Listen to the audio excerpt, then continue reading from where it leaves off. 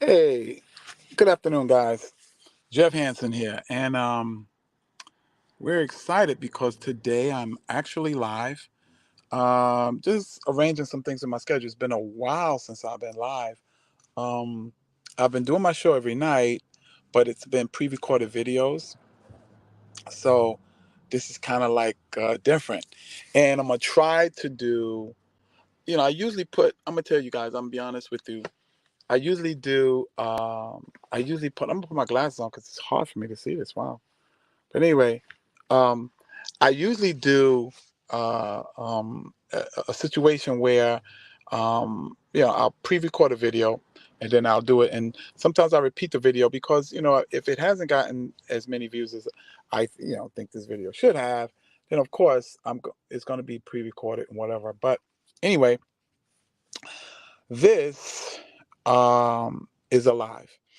And the topic today is really exciting because it's the power of attention. Now, I'm going to tell you what I'm going to share with you in this video.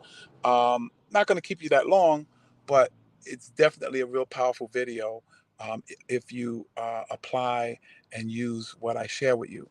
Okay, first of all, the first thing you're going to learn is, I'm going to share, is how attention indicates what's real to you.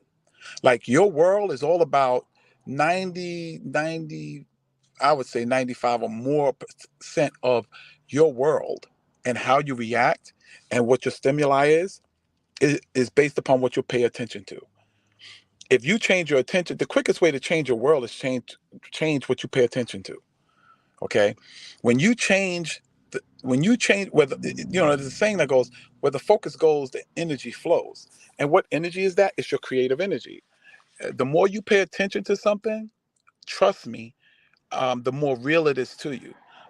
If you want that, I don't know, that injury you have to hurt more, pay more attention to it.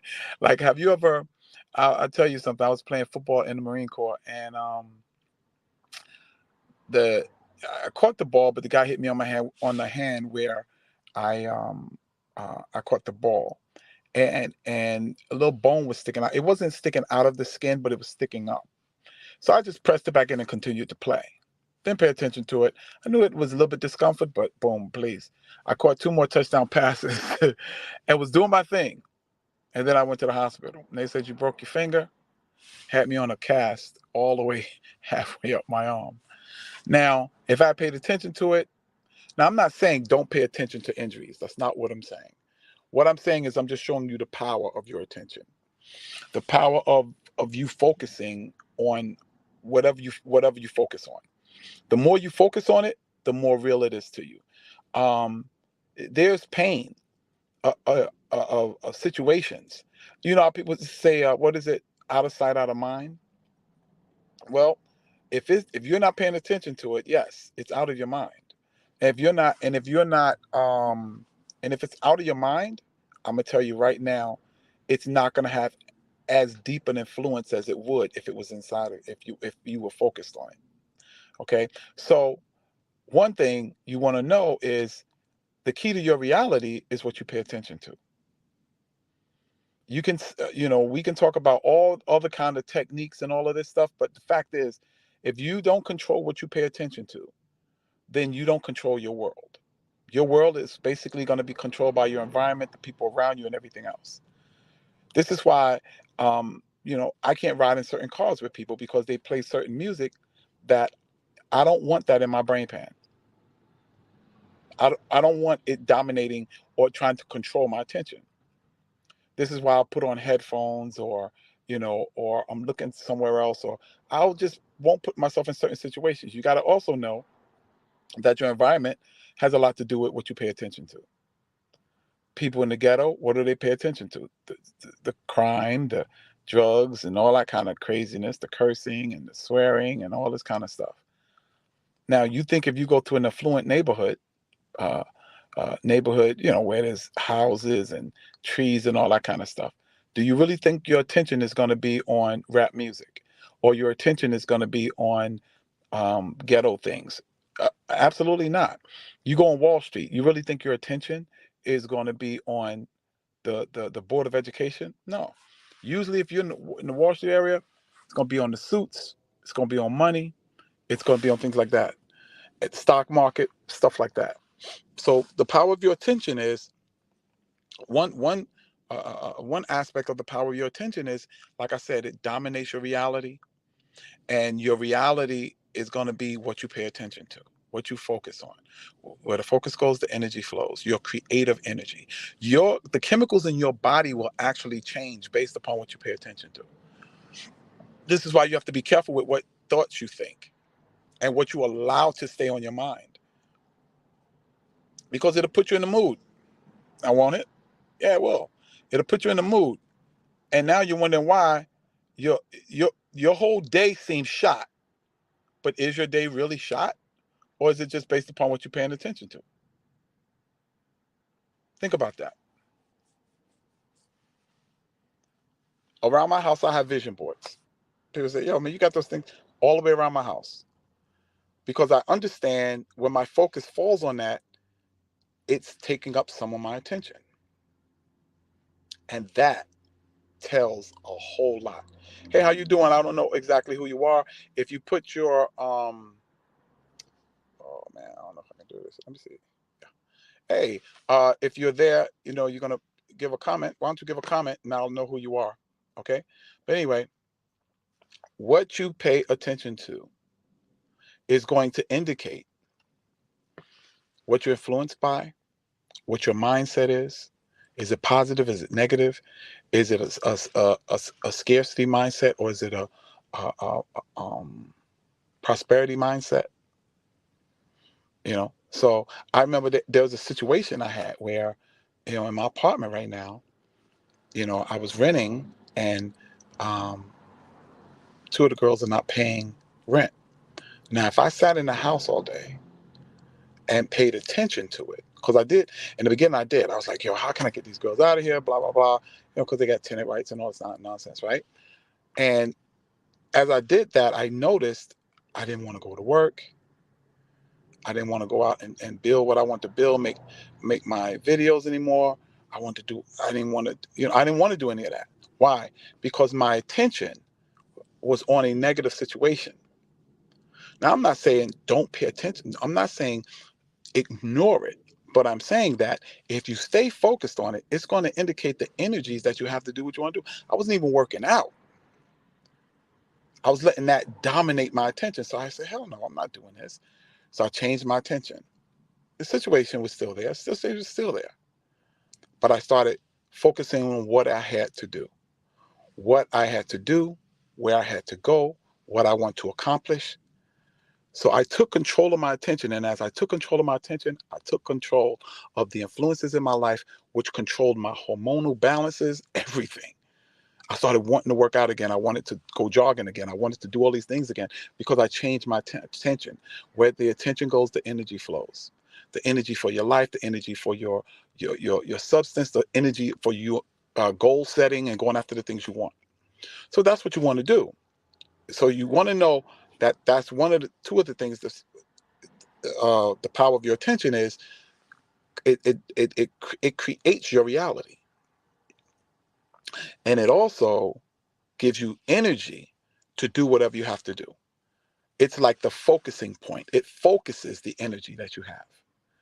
Okay. Now, number three, I love number three. Number three is amazing. Your attention is what the universe defines as your request. And this part of it gonna get a little bit heavy, but this is so powerful. Your request to the universe, or your prayer to the universe, is what you pay attention to. If you continually pay attention to negativity, the universe gives more opportunity for your negativity. It will give you more reasons for your negativity. It will give more power to your negativity. Most people that suffer from depression, It is an overabundance of focus on themselves. They'll tell you straight up front. If you want to change, let's say someone deals with rejection, deals with depression. Okay, if you ever talk to them, if you take them to, let's say you take them to a hospital with AIDS patients or cancer patients, they start talking to the cancer patients, their depression will lift. It will lift because the thing is that it's an overabundance it's an overabundance of attention focused on yourself. So your goals are now magnified. Your negativity, the things in your situations are magnified. Your struggles are magnified. Your problems are magnified. And it gets to the point that you can't take it and it depresses you. Well, this is why a merry heart doeth good like a medicine. You stay focused on merry things, happy things, motivating things, inspiring things. You stay motivated, inspired, excited, and so on and so forth. Your thoughts, your attention is so important. So I'm gonna tell you straight up front, change what you focus on, man. Change what you pay attention to. That's why vision boards work. Vision boards work because they keep you focused on what you want, not what you don't want. I was talking to my sister I was talking to my sister just the other day, and she was saying to me that, oh man, everything she does, she'll work out for a minute, then she'll stop. She'll work out for a minute, then she'll stop, right? And she's constantly telling me about this. So I said to her, I said, well, Flo, I'm a personal trainer. I help people with that problem all the time. Guess what she goes back to? Yeah, Jeff, but you understand, because I'll start and I'll stop. And I had a friend that was going to work out with me, and then she stopped, and so that I stopped. And now, mind you, I just told her I am a professional, and that I help people with the exact problem that she's presenting to me. And instead of her saying, well, yo, give me a program and tell me what I have to do, she didn't do that. She went right back to talking, focusing on what she doesn't want, not what's right in front of her. See, her attention was to working out. That's probably why I was on the phone with her. We might have think it was about something else, but that's what it was about. And so this is what I'm saying. The more, whatever you focus on, where the focus goes, the energy flows. So if you start, if we like, I was doing I am affirmations, and I do I am affirmations every day now. And so I was doing those, and I was going, man, I'm still struggling with these things. Why is it not taking effect? So I noticed that it was taking a little effect. It wasn't taking a dominant effect, but it was taking a little effect. So what I did was I said, how can I increase that? Well, we pay attention to what we remember. What you remember is what you pay attention to. Okay. So I said, well, if I write it down, it imprints deeper into my memory, into my subconscious mind. So I started writing down my affirmations. Whatever affirmation was, I would write it down 5 times in the morning. So now for 15 to 20 minutes, I'm writing down affirmations. And I'm also listening to 30 minutes of affirmations. And guess what? It's imprinting deeper on my subconscious mind. And it causes me to pay more attention to it than my outward influence. See, the key to manifestation is not to get caught up with what's already manifested. Like if you're inconsistent, don't keep saying, I'm inconsistent, I got to get out of this. Because you're constantly reaffirming the very state that you don't want. What you want to do is you want to not get so caught up into what is already manifested and get more caught up into what you're trying to manifest. And the way you do that, and that's why they say I am instead of I'm going to be or I'm working on. Because then that means you're focusing on working on. You're not focused on being.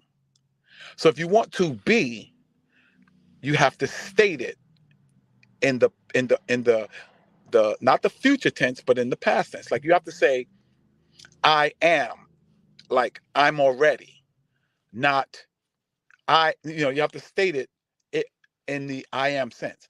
I am consistent. I am consistent. Even in if you're in the in the in the in the present of being inconsistent. And it will seem like you're lying. Now, let me tell you why it seems like you're lying. It seems like you're lying because all you're looking at is what is manifested. See, one of my biggest problems I had to struggle with was getting over what's already manifested. I had to get over. That's a powerful statement, a powerful thought. Think about that. You have to, in order to manifest something different, you have to get over what's already been manifested and what you're constantly manifesting. And when you get over that, then you can talk about you can talk about what's manifested already in the quantum field. Okay, now the quantum field is basically, remember Play-Doh, the Play-Doh factory. That's where you build everything at. Before it manifests physically, you have to build it in the quantum field first, or the quantum world first. It's basically the imagination, your imagination. You have to, when you build it there and consistently build it there, the more clarity it gets there, the more power it emanates in the physical world. So now your desires in the physical world will be what you have manifested and created in the quantum universe. Your desires will be for that. Your goals will be for that. You will see more of that. You ever bought a car? And then what happened? You saw more of that car than you saw any other car. You know why? Because now the quantum world is now emanating this new car. So now you see it all over the place. You see the power of it. You see your car everywhere because you're vibrating on the frequency to see it. You can't see what you don't vibrate, and you can't vibrate, and what you vibrate is going to be what is so much more powerful in the quantum world. Change what you meditate, concentrate, and focus on in the quantum world. You change the energy vibrations into the physical world, and that's how you change your physical world. That's how you manifest in the physical world. You have to now emanate power in the quantum world. Most of the things we emanate in the quantum world has been programmed by other people. One of the most powerful things I've done in my life is I've changed what my quantum world looks like based upon my needs, my desires, my dreams, and my goals. And that's changed my life. See, I'm building a Jeff that I see in the quantum world in the physical world. That's why I go to the gym, because the quantum world is emanating energy out from its field, and it is causing me to formulate, it's causing me to desire the very things that I've built even more, to the place of action. So increase increase the image in the quantum field, and it emanates an energy that crosses the vibrational planes, or the vibrational dimensions from quantum to reality, physical reality, from quantum reality to physical reality. And that's when your life changes. So now I've been on almost 20 minutes, man. It's been 19 minutes. Let me say this. The name of the program is T-by The Best You Ever. This is where we give tips and strategies on you becoming the best you've ever been. And the best, because we know if we help if we give you tips and strategies on becoming the best you've ever been, you'll create the best life you've ever had. This is Jeff Hansen, aka the Silver Fox. God bless you, and may heaven smile upon you. I'll see you guys tomorrow. God bless.